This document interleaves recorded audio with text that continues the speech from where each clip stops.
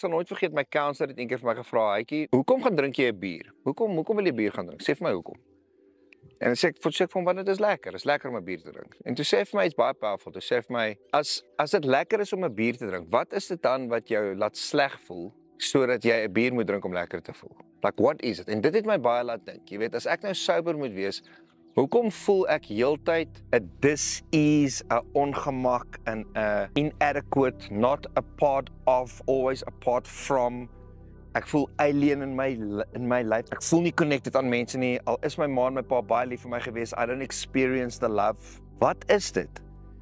En toe besef ek dat dit is so moeilik want dwelms is nie die probleem nie, dis die oplossing. Drugs is the solution for the addict vir daai diep ongemak en ontsteltenis en chaos wat hy nie woorde aan kan sit nie.